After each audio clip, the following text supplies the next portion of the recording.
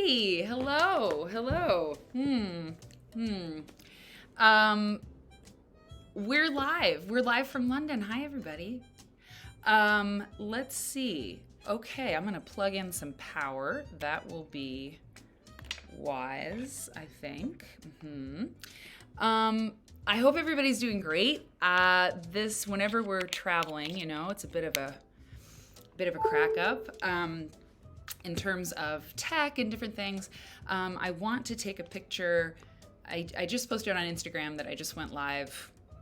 I should probably have done that a couple hours ago, but it's early over there for most people, so maybe nobody would have seen it anyway. But I'm gonna take a picture of the setup that I have going on here right now at this Airbnb, because I'm using the light that somebody anonymously sent me from the Quilt Nerd Amazon wish list.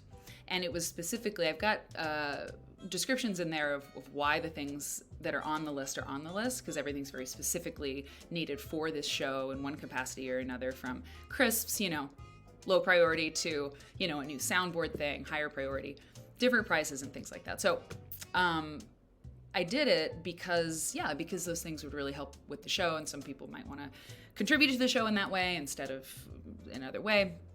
So somebody sent me the light that was on that list, and the light, when I've traveled before with the gear to stream, it's more than you'd think, right? Well, some of you have seen it. You've seen me take pictures of the setup, but there are these two lights that I use, and they're very heavy. And until this trip, I have taken those lights with me. I took them all the way to Birmingham and never used them. It was really hard. It's extremely heavy. They have a base, they have a thing, and then the light.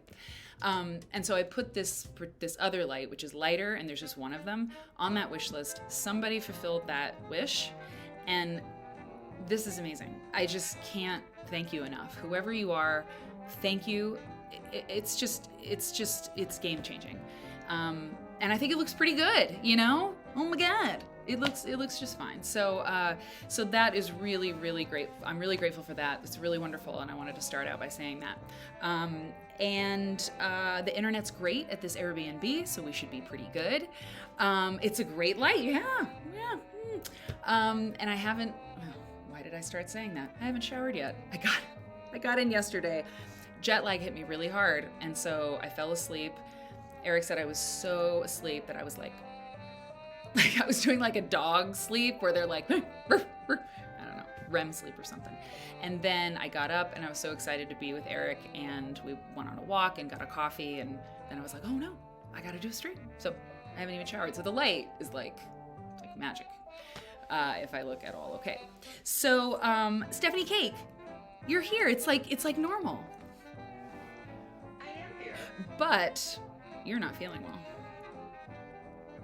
It's lingering. And I don't like that. I don't know. We'll see how I feel today. Yeah, good. And it is early. Maybe things will, like fog, will burn off, across the day. I hope That's so. what I'm hoping. Me too. I just thought that you're further away and the mic situation is different. So it might be harder to hear Stephanie Cake's. Probable that it will be. So I'll just keep that in mind and I can bring you closer if we do some of that. So I'm going to say good morning to everybody while folks are maybe remembering that today is the Tuesday show. Today's the morning show for the Tuesday slot. Usually we're at 7 p.m. Hey, Marianne Tea Cake just resubscribed for 13 months. 13 months, that's over a year. I wish the bot that plays the alert would say, a year, but I don't know that. Obviously the functionality is not quite there yet. So we have people with months, so many months. And there's people who, however many months we've been doing subscriptions, there's people who've been subscribing since the beginning, which is really amazing. So thank you to everybody who's subscribing. I see some names. I got to say hi. Theodore coming in with the music. You know what I did bring? Wait a minute. Oh yeah, okay. So the first time I ever pressed the button, there's a little delay. If you haven't heard this yet, it's just been on the past show or two. There's a new soundboard cue.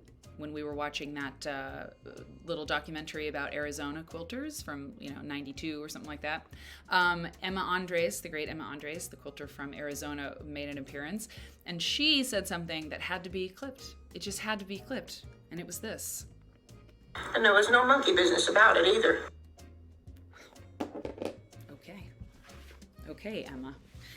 So that's going to be in play. So Fiandor, Padma, good morning. Good morning. Yes, early morning for some of you. Penny Catherine is yawning.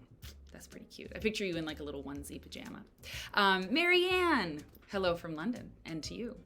The quilt behind me isn't a Union Jack quilt, but it looked like it. It's a tie quilt, you might be able to tell. So we'll talk about it in just a minute. Hey Robin, good morning. Kathy, Word and Bird Nerd, happy morning. You just remembered, yes, that the stream is this morning.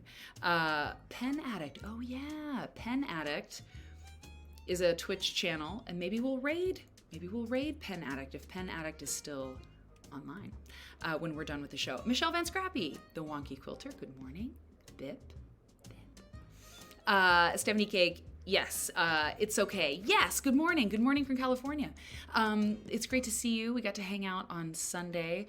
The Sunday stream that we did for the VIP, the Tier 2 and Tier 3 subscribers, anytime we do a private event, it's a VIP event.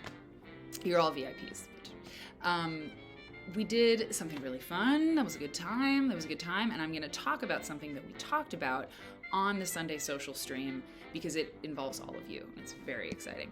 I also have a special announcement. It is a really, really cool special announcement. So even if you have to go to work, even if you're listening at work and your boss is coming by, and you have to pretend, don't click away, because before I talk about the intro quilt at the end of this little business stuff, I'm going to tell you what's going to happen, and I'll repeat it throughout the show because you don't want to miss it. What's going to happen. So, Lady K, you're in Brunswick, Georgia, laying in a hotel room. Hell yeah, go. Road trip down. I love it. Good morning. Let's see. I'm going to say hi to Sherlock Sows. Good morning. It's been so nice to hang out with you lately. And El Riggs is here. And we have...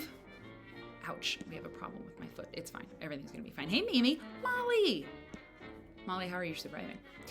Sue John, good morning. Everybody, good morning. If I haven't seen you yet, I shall. See you soon. Susan's here. So, okay, let me just tell you the big announcement because I've teased it now. So, not far from where I am right now in Bermondsey, Shad Thames area, there is the Fashion and Textile Museum. And do you know what exhibit is happening at the Fashion and Textile Museum? Cave Facet exhibit. And I went in there this morning to see if I could live stream. And the answer was yes. And so, Friday morning's show, hey, Renee, you subscribed. You subscribed as a Tier 1 subscriber for 3 months? Renee, everybody. Maybe put welcome baskets in the chat for Renee as a new subscriber. And there was no monkey business about it either. She did it right away, and she did it for 3 months. No monkey business. And there's a champagne cork. I play it like an instrument, this soundboard. Thank you so much, Renee. It's so great. I so appreciate your support. It's amazing. It helps. And you did it on a good day. Maybe I just saw that in the chat, so probably it didn't happen this way. But what I'd like to think is when I said that this live stream show on Twitch called Quilt Nerd is taking you to the Cave Facet exhibit in London. I mean, not bad, y'all. I'm just saying, you come and you come to the show and you get lots of stuff. So I like the idea that, Renee was just like, Cave Facet, I'm subscribing. That's it, Also, that reminds me, El Riggs and many of you often give subscriptions, which is amazing. I need to call that out, specifically how cool that is. But thank you so much. Sherlock, you're going to miss it. Well, you know what? You're going to miss it live, but of course you can watch the replay. And I might, since it's not subscriber only, the thing is, I could make it subscriber only to really I want to give my subscribers good stuff, but special stuff, right? And this is pretty special, but I want to really get the word out on Instagram and on social media that I'm doing that, and I want people who might not have seen Quilt Nerd yet to be like, oh my god, I'm totally gonna try that, I want to watch that. So I want everybody to be able to see it because people are really interested in that. So I'm gonna make a TikTok about it. So tell folks, really do, because if they like Cave Facet, this is a pretty cool opportunity to log on and see it, right? And hey, Dee Marie, if the internet connection at the museum is weak, be sure and record anyway. You know what, Dee Marie? I also checked that. I had Eric check the internet speed. He did a little speed test. Looks really good. And I got permission. I just have to make sure to really keep it tight on the exhibit and not have any people show, which of course is very important to me as well. But that was their only stipulation. So so I have confirmation. So that'll be 9 a.m. Central Time on Friday. And the best thing you could do is tell somebody else that it's going to happen. And I got the gimbal. So, smooth ride. It'll be really good. So that is really fun. Go long, Mary. Yeah, the more the merrier. Maybe I'll just film the walk all the way down, because it's not very far from where I am. So I hope that excites people, and I hope that you will bear with me today, because the tech, is always a little bit different when you're not in your normal setup. I have my external monitor, but it's not working. But I think actually something I figured out for today might actually be a solution I use back home. So we'll see what happens. For now, I am going to bring something up that I will have to do something with. Okay. Talk amongst yourselves. And I will get this out. And this is great. It's right there. Cool. Oh yeah, I know what to do. I know just what to do. It's gonna be great. That probably looks weird for you, but that's okay. Yeah, totally cool. We're gonna go right there. That probably looks weird for you too, but that's fine. We're gonna go back to this and get rid of that. All right.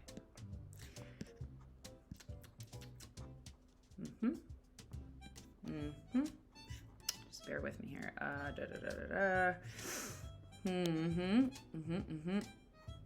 Hang on. Just listen to the jazz. Listen to the jazz playing. Yeah, okay, great. Oh yeah, I think this is all, it's all happening.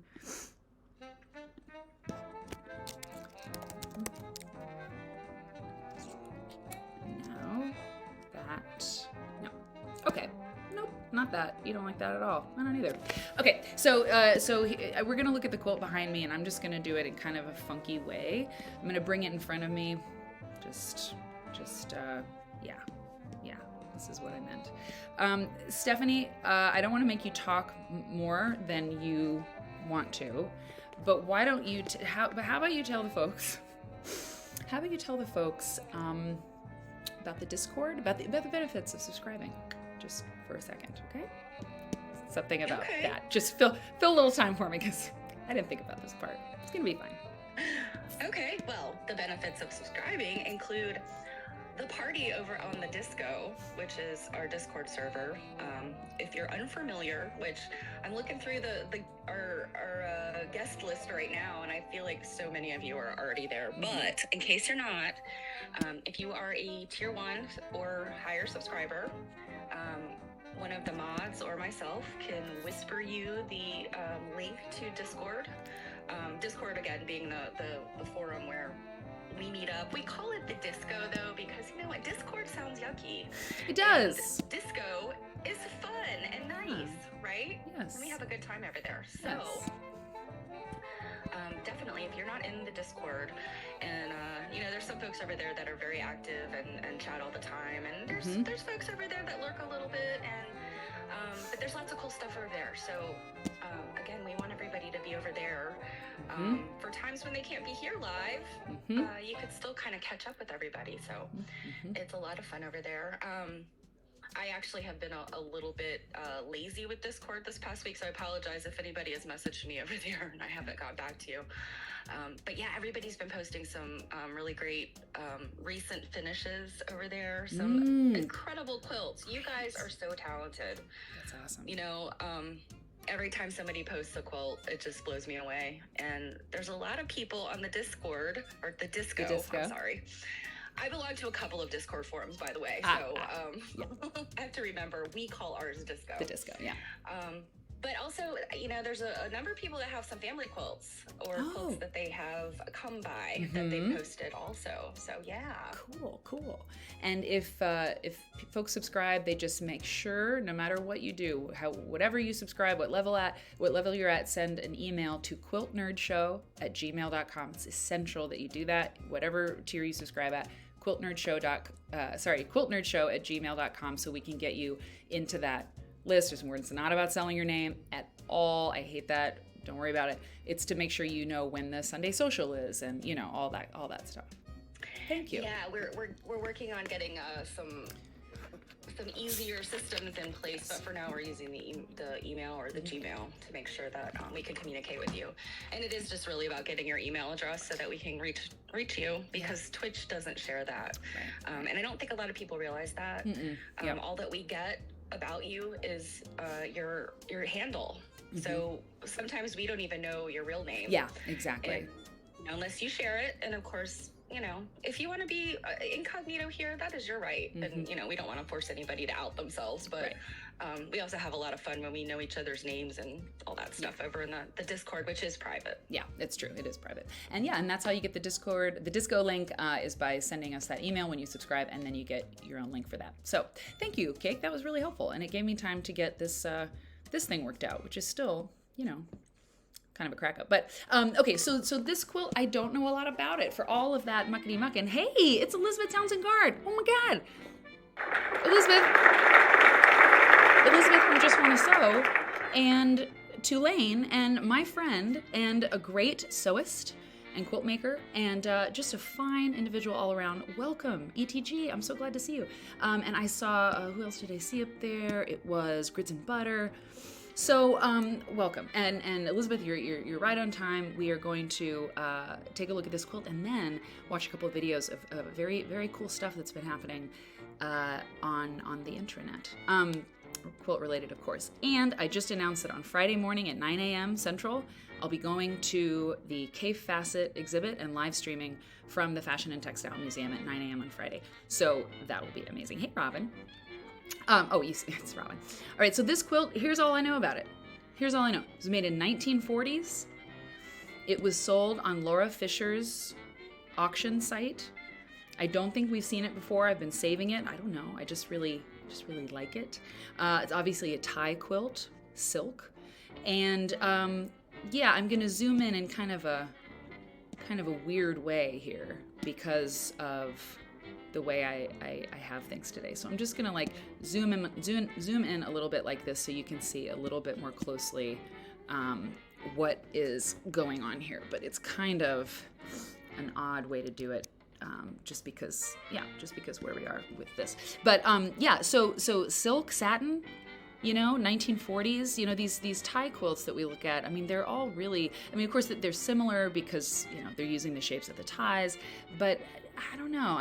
Each one that we've seen, and there was that one beautiful one, I think it was Carol Fowler, she used her husband's ties. Remember that one? I probably have it at the ready and I could show it. But that was a very different kind of tie quilt. But, they're mostly medallion, right? But not always. These quilts are extremely heavy usually. If you've ever seen one in person or felt one, they're really heavy. I suppose it depends on the ties, but yes, silk background. Hi, Mother Nature. Silk background, it looks like, or sateen, something like that. It looks, what it kind of looks like if we move this around a little bit. Yeah, I far prefer our normal method of just zooming in. But it kind of looks like suited, like liner. You know what I'm saying? Like that looks a little bit like a vest lining. A little bit to me. Looks a little bit like that. But yeah, these ties also, this particular quilt is made with ties that do seem more contemporary. And I feel like we've seen tie quilts in the past that were made a little bit earlier than the 1940s that are far less bright, or maybe it's just the person had a very colorful taste in ties, right? Mother Nature could call the spaces between the ties. That's true. That's another difference too, isn't it? Let me pull this up a little bit after we look at the bottom. The space between, and then that's interesting too. This area, sort of fades in, right? It's the same color, it's the same kind of value as the outside, so it kind of blends in, but it looks like just like a little motif, being stitched in there. But that is its own tie. Fascinating. I love the polka dots. Sorry, let me bring her down. I love the polka dots, and I love, I don't know. I'm into it, y'all. I'm very into it. One second. Hold on. Let me zoom all the way out. So that is our intro quilt today, in its floaty, traveling all around the screen kind of way. It was a very good sport. It was a very, very good sport. I appreciate it. There we go. Okay. So let us go over here. Let us go to this screen.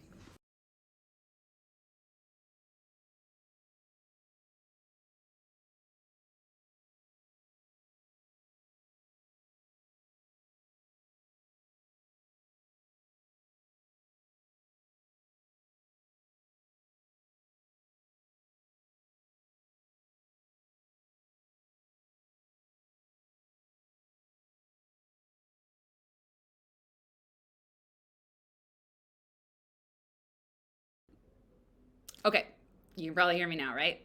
Sorry about that. Thank you for letting me know.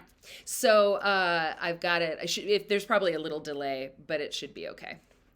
Yeah, Steph, can you hear me? You can hear me now? Okay, good. I'll make sure everybody else can. Okay, good.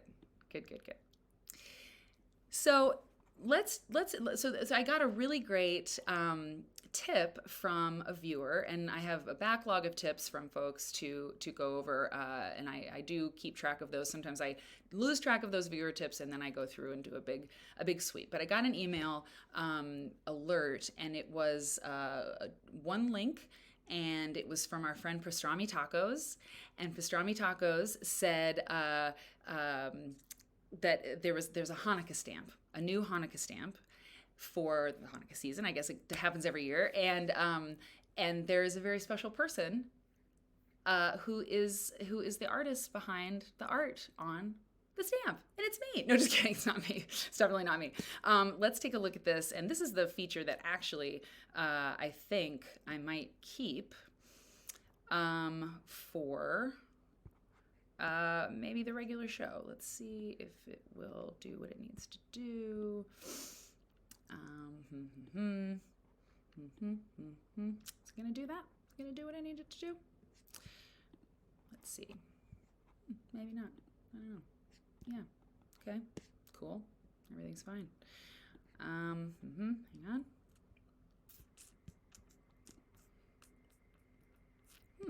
Maybe not. Okay, that's fine. What was I going to tell you? I was going to tell you that. Oh yeah. So I can kind of start the discussion about what happened on Sunday. Okay.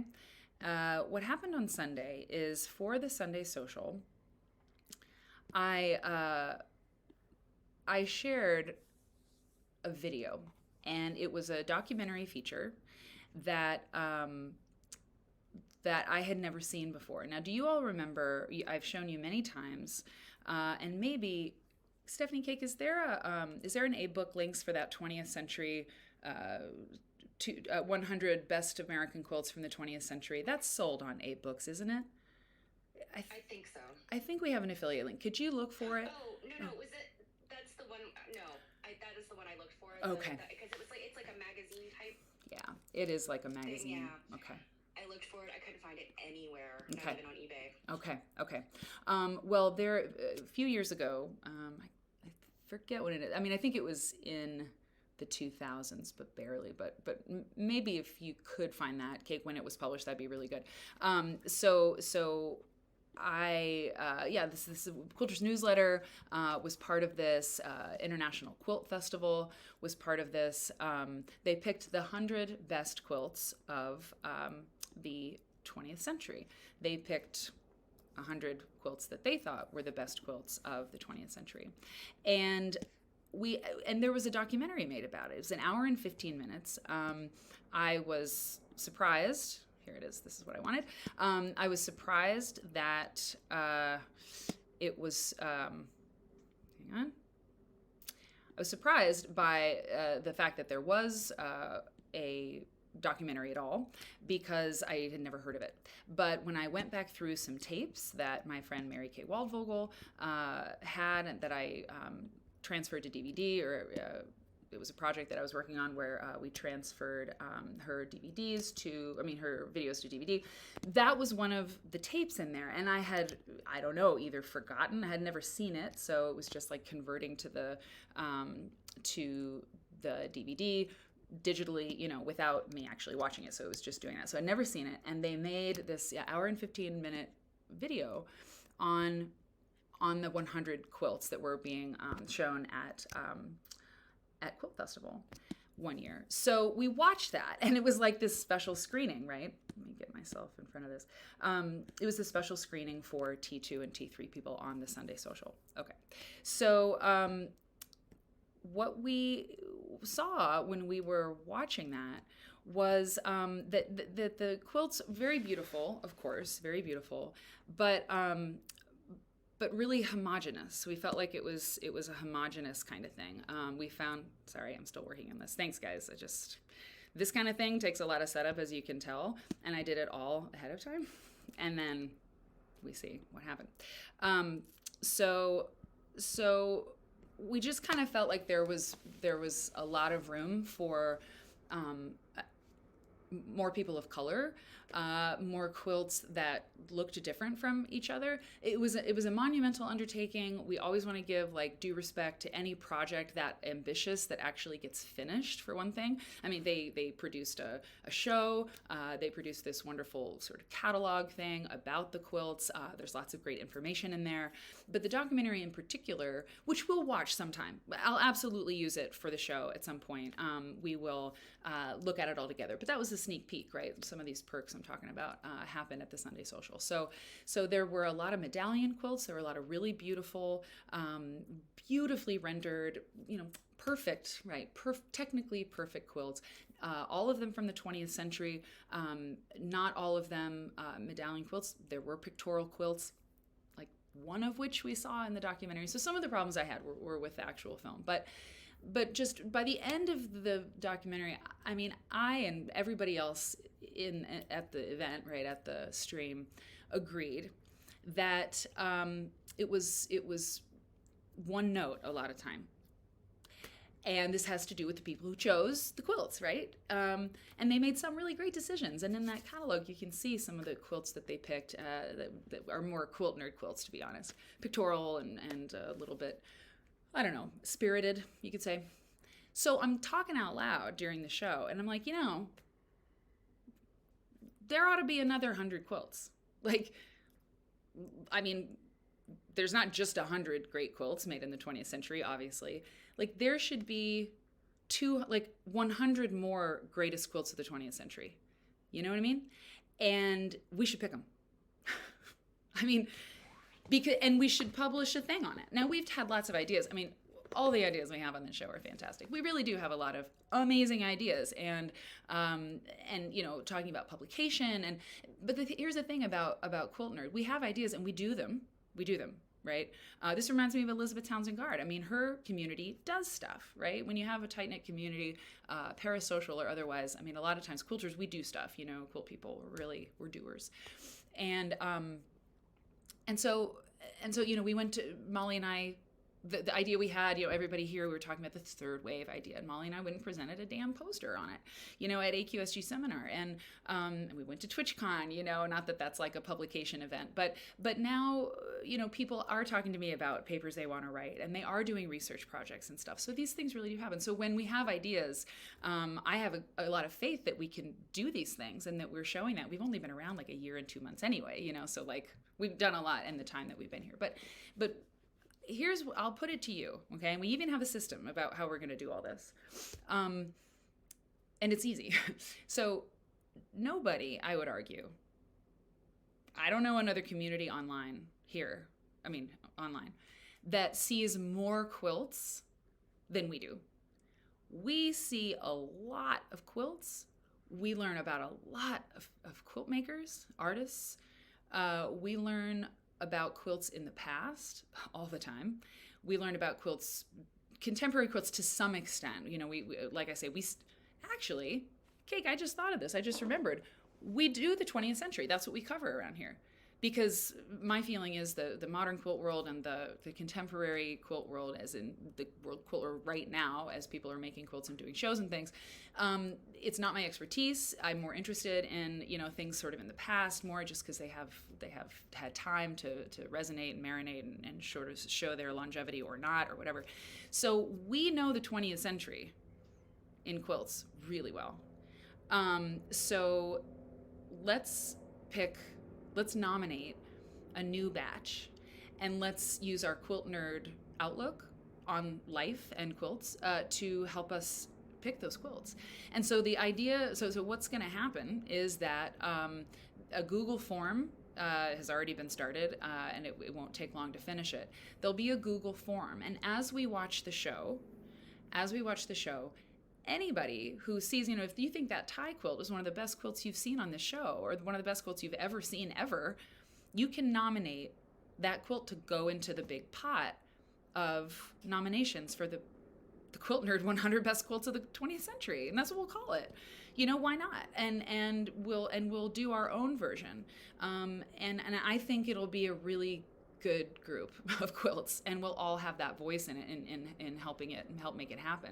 And then not just recently, I was talking with the bakery, as we call them, and there was a really great idea floated that maybe the T3 level or something will help be on like the final selection committee.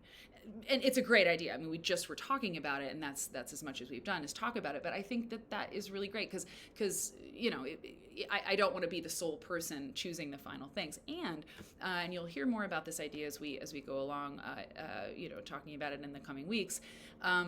But there's also going to be there's going to be two forms: one for quilts you see on the show, and then one that's an independent recommendation, and that came from Marianne Tea Cake on Sunday. She was like, we should also, or can we also nominate quilts that we find ourselves or that we come across ourselves? And the answer is absolutely, because otherwise you're only going to be able to choose quilts that would come through me, right? You're the host of the show. And that seems myopic. And that's the problem with the other one, I think, that it was a bit myopic, this 100 Best Quilts of the 20th Century. So the Quilt Nerd, the 100 more best quilts of the 20th century, brought to you by Quilt Nerd or something like that. So I think it's going to be awesome, and we'll go through how to do it.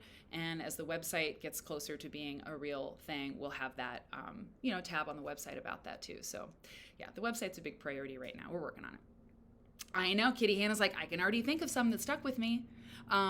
Yeah, well, the Wonky Quilter, absolutely. Yes, you can absolutely nominate quilts that are, well, Sean Kimber, I don't know, because Sean Kimber is making quilts in the 21st century, right?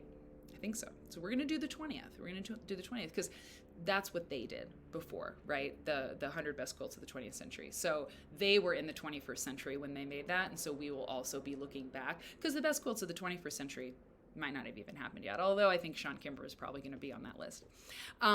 So it's going to be very cool. Yeah, exactly, Marianne. Exactly.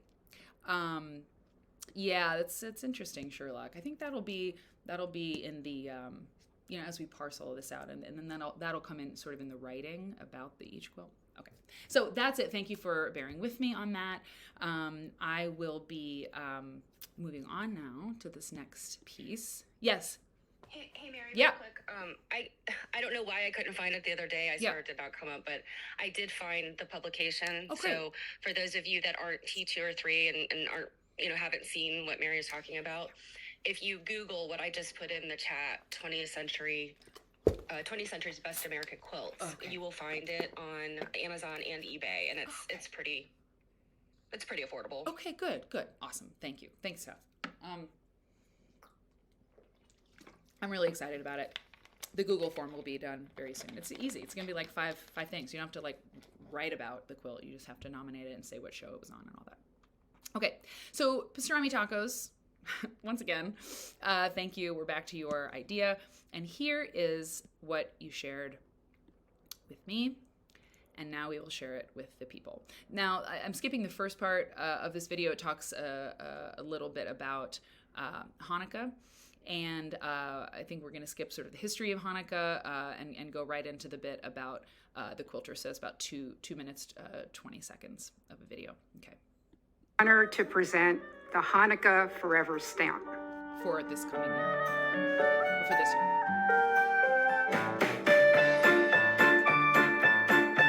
Little heads just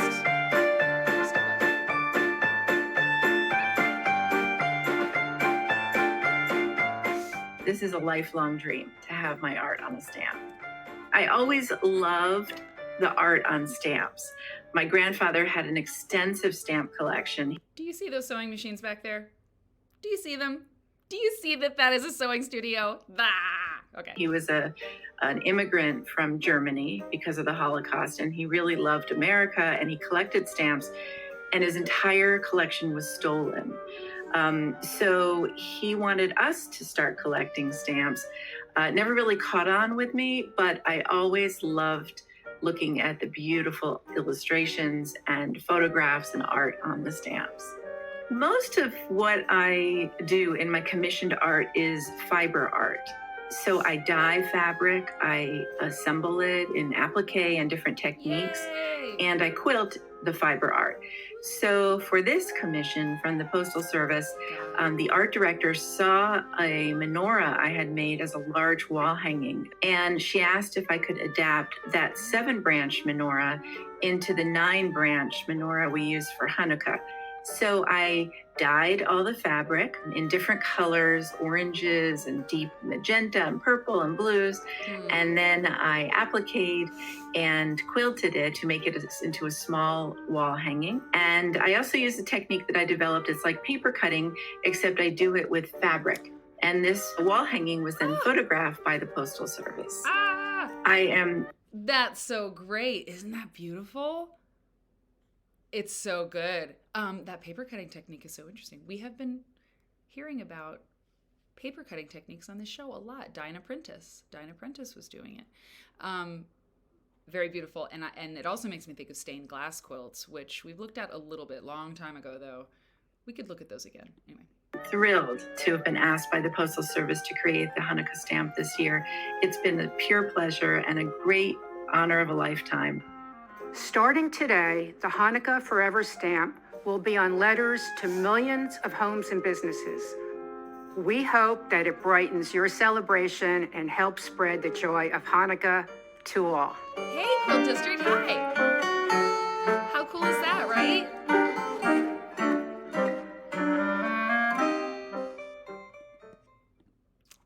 I mean, so cool. So I'll be getting some. Maybe I'll send out some postcards and letters with the Hanukkah stamp. I think I should. So that is the first thing out there for us to watch. Watch.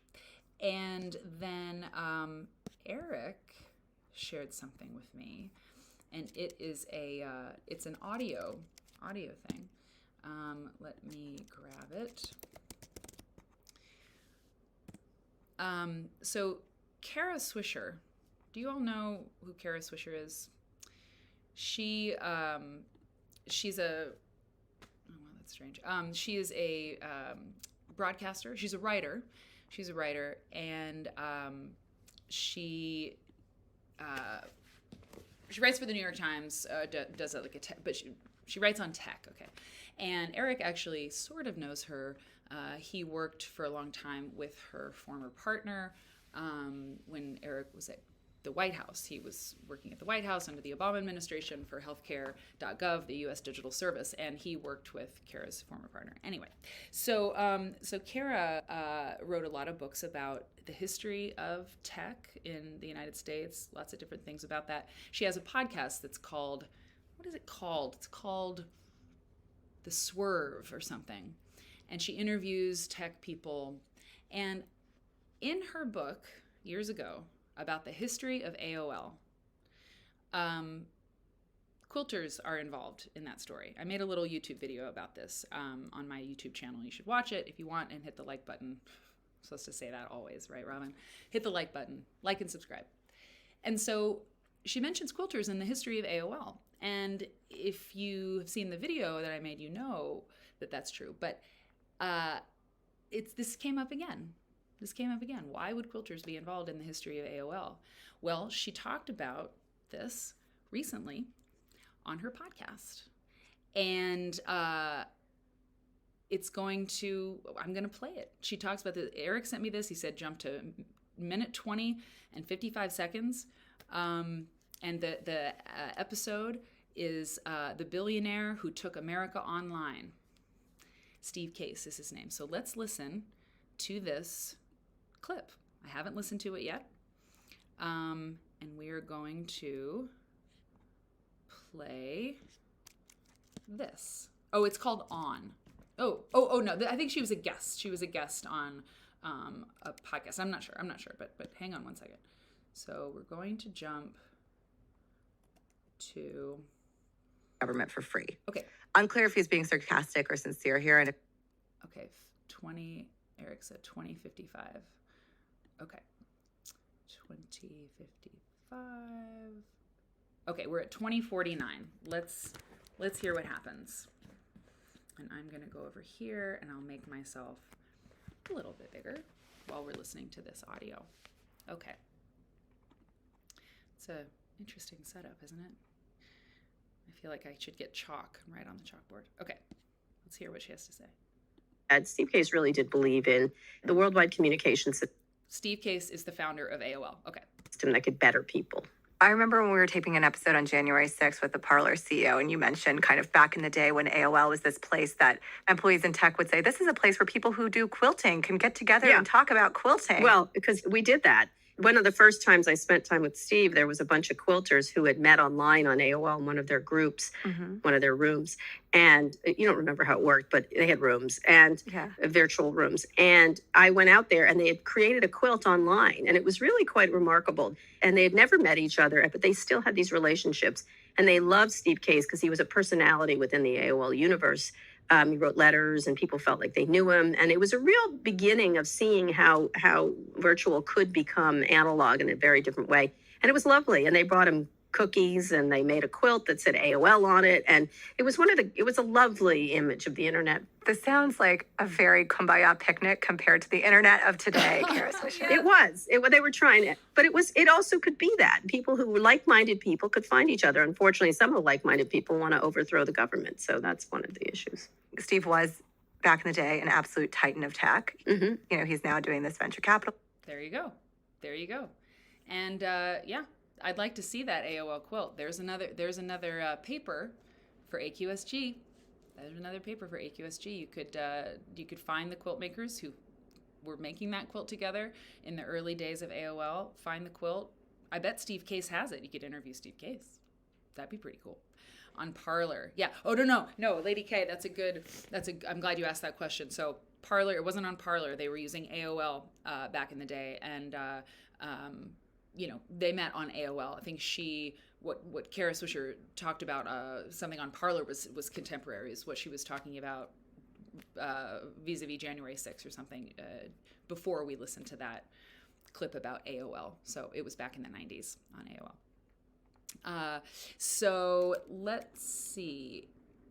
Yes. Okay. So the other thing that we're going to look at is another video, and it is on Joyce Fibers asked about Judy Chicago, and asked for she spent her content director points, because you can spend channel points on Quilt Nerd, and listen to and request content for the show. And Joyce Fibers some time ago actually asked for Judy Chicago and Faith Ringgold. So I'm going to do one at a time, and I'm going to show something by Judy Chicago. We have looked actually at Judy Chicago before on the we've looked at the dinner party. That's been a little while ago, but we looked at that and we watched a few videos on that. And we actually did look at the honor quilt too, but it's been some time ago, and I want to make sure to give Tani what she paid for with her thimbles. Many of you have a lot of thimbles accrued channel points, and you can spend those on things for the show that are really fun. So you can have faith that I'm going to get to them a little more quickly than I have been. So I have a backlog, and we'll be looking at people's content director suggestions in the coming weeks for sure. So I'm going to play a video about the International Honor Quilt, which was a Judy Chicago project. It's a good video. The sound is a little bit weird. People who have been watching for a very long time might remember this. I don't know if you'll remember the actual video, but the girl who made it, it's really good. It's 5 minutes and 38 seconds. It's really good, but the girl who made it, the sound mix isn't fabulous. So the music, I feel like, is a little bit louder than it should be. It's okay. It's definitely worth watching. But we're going to, I just want to let you know that. So, you know, it's not me. It's not your technology. It's her sound mixing. That's okay. So I'm going to have to do the thing again because it didn't like that. Let me just see. Yeah, and Faith Ringgold, the reason I haven't looked at Faith Ringgold before is because she's just there's so much to the Faith Ringgold story. There's so much art to look at with Faith Ringgold that it's hard to know where to begin. That's not really an excuse, but it's just really, you know, it's just really a lot to know what to show you and what video. I mean, there's documentaries made about her. So we're going to do our best in the coming weeks. I'll be,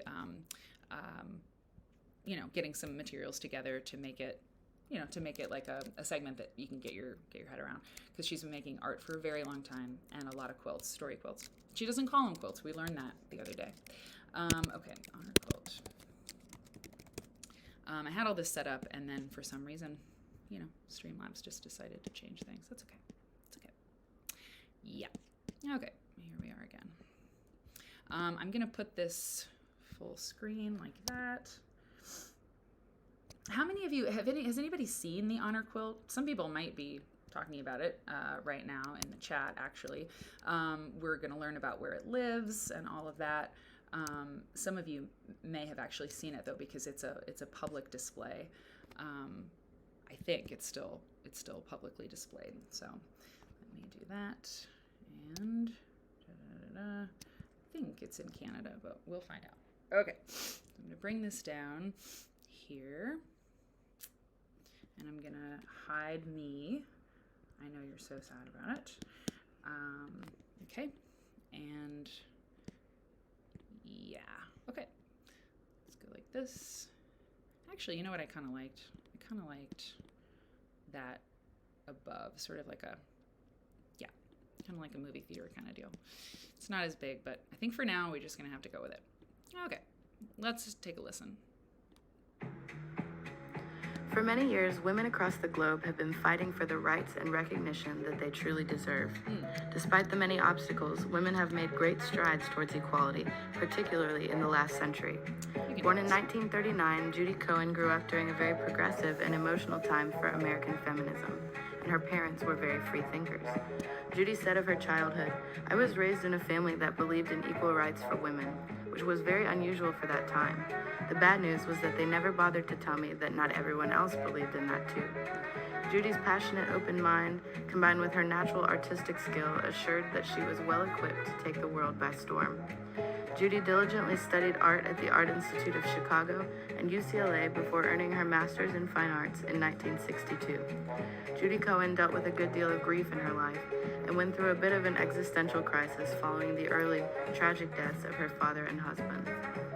She began to focus her attention towards feminism and defining her life detached from men. While redefining herself, Judy became the mother of American feminist art and changed her name to what we know her as today, the iconic Judy Chicago. Judy Chicago took on many projects focused on calling attention to the lives and struggles of American women. She became best known for her sculptures and large installations, which incorporated the works of other female artists. Her first notable work came in 1973 and was known as the Dinner Party. It was a large triangular table consisting of 39 place settings, each honoring an important female figure. She enlisted the help and input of hundreds of mostly female artists. Judy Chicago decided to take this project a step further when she invited the public to contribute their own place settings. These place settings came in the form of 2-foot triangle quilt squares and were meant to honor one woman or group of women that the artist viewed as influential or important. These quilt squares were made by women from different backgrounds all over the country and came together to be displayed as one unifying whole. Okay, and that's the International Honor Quilt. I feel like she kind of went from the dinner party into this a little bit kind of quickly, but this is the thing that, specifically I wanted to look at. More than 600 different women and groups of women submitted quilt squares to the project, displaying their own styles, materials, skill levels, and heroines. In 2013, after being viewed by over 1 million adoring fans, the honor quilt was donated to the University of Louisville by Judy's nonprofit group, Through the Flower. Chicago made great contributions not only to the art world. That's Shelley Ziegart, by the way, one of the founders of the Kentucky Quilt Project and a quilt collector. A lot of the quilts at the Art Institute of Chicago, a lot of them, numerous quilts at the Art Institute of Chicago quilt collection were donated by Shelley Ziegart or sold to the museum by Shelley Ziegart. I'm not sure exactly how that worked, but they acquired a lot of Shelley Ziegart's quilts, and we've seen a lot of her quilts on the show, quilts that she found, collected, and all that. She was a dealer as well. But to the feminist movement. Her masterpiece, the International Honor Quilt, helped to unify women with the power of art. The Honor Quilt honored many very important and influential women. One of the heroines honored by this project was Sojourner Truth. Sojourner Truth lived a very troubled life and was born into slavery in the state of New York. Truth escaped her master in 1826, just 1 year before slavery was abolished in New York. Her courage, wisdom, and devout faith guided her to safety and freedom. Truth's mother was a very religious African woman who taught her children the importance of faith. This lesson stuck with Truth through all of her hardships and helped her to achieve great things. Once Truth adjusted to her newfound freedom, she began to travel the world, sharing her strong beliefs about slavery, women's rights, and God's. Sojourner Truth was a very stubborn and fearless woman who truly stopped at nothing to stand up for what she believed in. Due to her upbringing, Truth was largely uneducated and never even learned to write her own name. Wow. This, combined with the everyday struggles of being an African American woman, made life very difficult for Truth. But Sojourner Truth was not the kind of woman to give up, and she had knowledge far more valuable than the ability to read or write. She once claimed, children, I don't read such small stuff as letters. I read men and nations. I can see through a millstone, though I can't see through a spelling book. Truth embraced the important talents that she did possess and focused on her love and skill for public speaking. Okay, I'm going to pause it because the rest of the video is about Sojourner. We love, of course, we've seen quilts about Sojourner Truth as well. But that was the piece about the International Honor Quilt that I wanted to look at. So that is going to be, actually, everybody, I'm sorry to say, the end of the show today. And the reason that is the case is because I have had a lot of tech trouble today. And you know what just happened? Green screen just fell down. Stephanie, look. It just fell down. So let's take a look at where I'm sitting, you guys. It's super. That's a mirror, isn't it? So look at that. Isn't that funny? Look at the way the green, see, this is the green screen, right? And it's amazing when it's hanging up on that mirror at this Airbnb, but it just fell down. So you know what I'm going to do? I'm going to lean into it. We can chat a little bit if you want. The background doesn't look bad. It's just not what I had in mind. But yeah, it wasn't as easy as I thought it was going to be without that second monitor. And if I had been if the tech gods had been with me, things were ready to go, things framed in the frame the way they should be, and all that stuff. But I have to say, as much as I tried to smooth things over and use my gift of gab to kind of like cover as I was like doing that drove me crazy. And I don't like it. I don't like that for you. I like to have the production values, a little bit smoother. I was listening to this live streamer the other day, and I was like, the Quilt Nerd Show, it's pretty good, because there was just a lot of mucking around with the mic and all this stuff, and it's always like that, always like that on that live stream. And I like the person anyway enough so much that I don't mind. But see, I was getting, a little big for my britches. I was like, our show is pretty smooth production-wise. I don't know that that's true. In fact, I told Mike the other day at Quilt Folk when I was so sick, I was like, you know what? I don't get sick that often, so like this is really hard for me. And then I was like, people who say that kind of stuff, like I'm probably sick a lot more than I think. And Mike, every time he hears me say that, it's probably like so funny. Mary's always talking about how she never gets sick. She's sick all the time. I don't know. But yeah, we never really have a lot of tech trouble on this show. I mean, it's not like my voice turns into a chipmunk sound. You remember that? That was fun a few weeks ago. I don't know. Suddenly the sound just sped up, and apparently I had a chipmunk voice for a while. Oh, and the hey Druid Godmother, the sound on the recordings has been, I don't understand. So we're working on all that stuff. But when the green screen falls down, that's an interesting. It's sort of a sign, right? That like, maybe it's time to. Maybe we'll have a shorter show today, and that's okay. There is something else that happened last week, and actually, I haven't talked. Did I talk about it? I don't recall, but the co-working stream. Did we talk about this on the show? Would we have talked about it on Saturday? The Saturday show. Yeah. I think we talked about it on Saturday. Probably, and I know we talked about it on the Sunday VIP thing. But thanks, Kay. Okay, good. Yeah, you know what? It's interesting. 1 hour show, you can tell when it's 1 hour, it's not enough time. Because usually we do a lot more. And I had something else set up about the 100 quilts of the 20th century. I had a lot of things, but you know what? I don't want to do it janky. I've actually got a whole segment on that, but I'm not gonna put folks through me scooting things around. And it's so funny. I don't know if Elizabeth's still here, but yeah, Elizabeth, I don't know if you're in the lurker lounge sometimes, if you see the show with any regularity, but this is definitely not the way it usually is. But anyway, yeah, the 1 hour show is not enough time, so maybe we'll all appreciate the longer show now. But what I was going to say is that if you didn't see the show on Saturday, I did a co-working stream on Thursday, and it was so much fun. I streamed for 9 hours and 41 minutes, and it was nothing. It was, talk about a long show. You see, the universe balances out. The universe. And there was no monkey business about it either. Mm-mm. And so that is going to happen every week, at least once a week. On Thursdays, seems like a fine day to do it, but I enjoyed it so much, I just don't know why I won't do it all the time. I mean, I don't know. Maybe there'll be some days when I have like a really, terrible blemish or something, and I won't want to be on camera at all. That never happens. But I think that the co-working stream, what was really wonderful about it is it kept people company out there. We had some new people actually drop by for the co-working stream who were not Quilt Nerd community members, but they were like co-working people. They were like, I love co-working streams. And the person who dropped in and was a first-time chatter, she said, she was like, this is the cutest, I think she said, this is the cutest live stream I've ever seen, or something like that, and the vibes in here are so good, because I was playing jazz, in the background, and we were working, and I was like wheeling around in my office chair. It was so fun. It was so much fun. So we're gonna do that some more, and it was great because I kept people company, or it seemed that way. About 20 people in there all day, but it kept me company too. And I just didn't. I wondered if I would perform, if I was going to be performing co-working, if I was going to be really self-conscious, but I wasn't at all.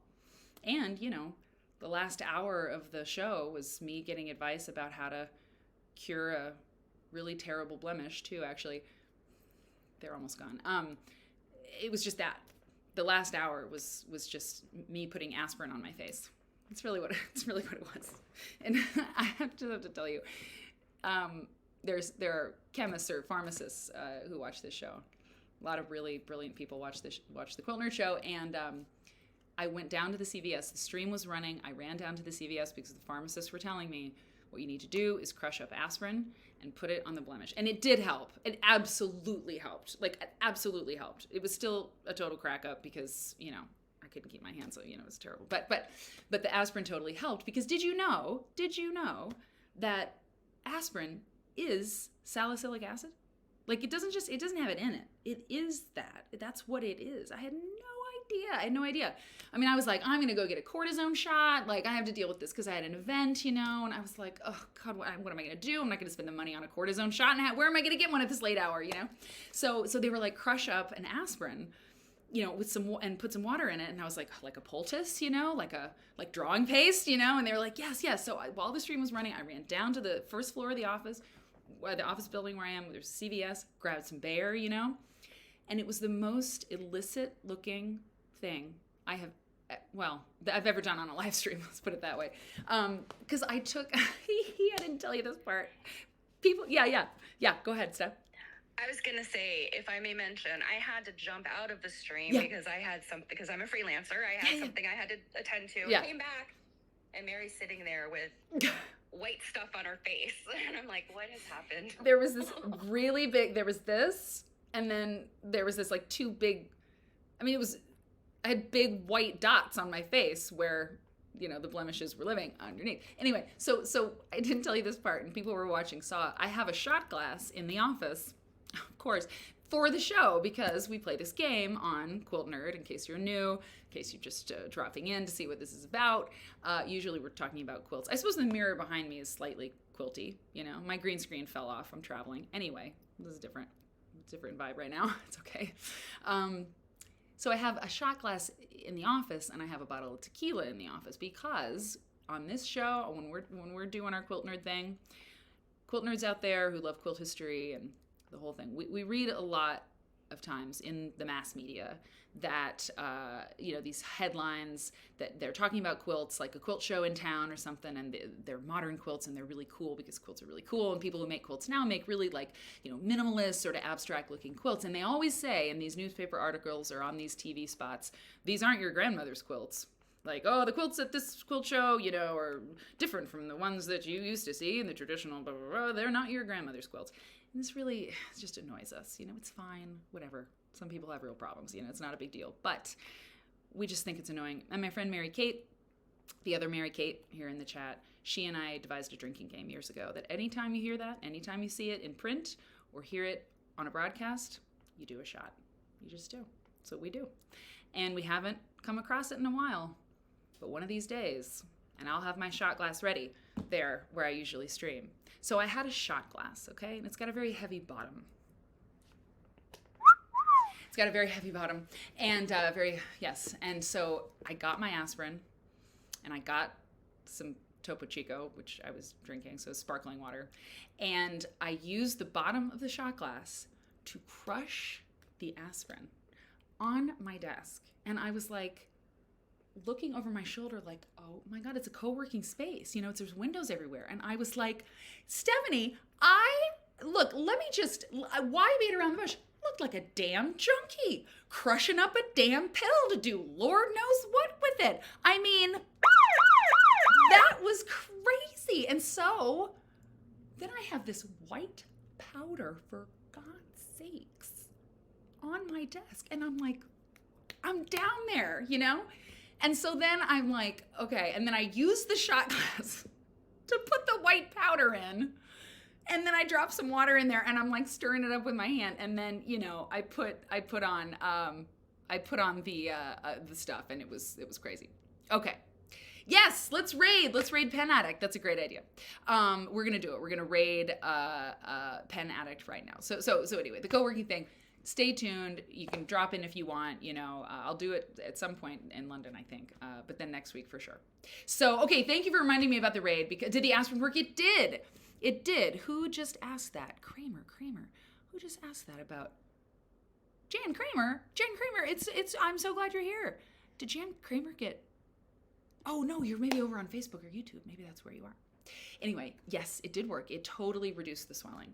It totally did. And if I had gotten a little bit earlier, I think it would have been okay. You're on Facebook. Okay. Hello, friends on Facebook and on YouTube. Yeah. And also, Dee Marie told me that when you start to feel one coming on, a little bit of hydrogen peroxide will usually nip it in the bud. Okay, so here on Twitch, and I just want to say for the people watching on YouTube and Facebook, to subscribe to the show, to get in on the giveaways and all the disco, come over to Twitch. It's not scary, I promise. You can log in with your Amazon Prime account and all kinds of things. And so if you want me to see you in the chat that I have, come over to Twitch sometime and do the show over here. It's kind of the clubhouse, All right, so what happens on Twitch is that you can raid another channel, and that means when your stream ends, when the stream you're doing ends, you can send your audience over to a stream that is in progress. It's cool, right? Twitch has a lot of cool stuff that it can do. So we haven't done raids very often because we forget. I don't know. We get in our Quilt Nerd fugue state. So we're going to raid a channel. Now, Word and Bird Nerd, will you tell the people, oh, that's good, Dee Marie. Tell the people Pen Addict is a channel that you recommended, and you like Pen Addict because, I guess we're going to find out. Oh, I know how to do it. You like it because they talk about pens, I guess. I mean, I'm a pen addict too, so like I'm very excited about this. Thank you, by the way, L.Boogie for following, and Ink Stained Fingers followed. We're going to raid a channel. And you popped in earlier and said you were from Quilt Nerd. Hey, that's great. So we are going to, it's called Pen Addict, right? Pen Addict. There's 140 people in there. Oh my God, that's so cool. It's fountain pens. Okay, I love it. So here's what's going to happen. I actually don't know. It's been a long time since we did a raid, but I'm going to hit I've got it here, Pen Addict. I'm going to hit start raid. And what I think everybody, hey, Wonky Quilter's writing about longhand right now, or writing with longhand. I don't know. Kenny recommended the group. I'm going to hit start raid. And I think we just filter in there. So if it doesn't happen, or if it happens weird, I don't know. I guess I'm going to say goodbye. And you're going to go into that show. And of course you don't have to stay, you do whatever you want. But I'm going to watch it a little bit, and it'll say Quilt Nerd just raided your channel. So everybody in the thing is going to know about us. So that's cool. Yeah, and they'll watch the show that like didn't look at all like the show usually looks. Okay, no, it's fine. Okay, everybody, if this is goodbye, this is goodbye. You're the best. Thanks for watching. It was a crack up, but that's cool. It'll be a little bit better on Friday, okay? K Facet exhibit. We're gonna go live from the Fashion and Textile Museum and see the K Facet show, and I'll talk about it on social media to remind you. Okay, let's see Pen Addict. Thanks, everybody.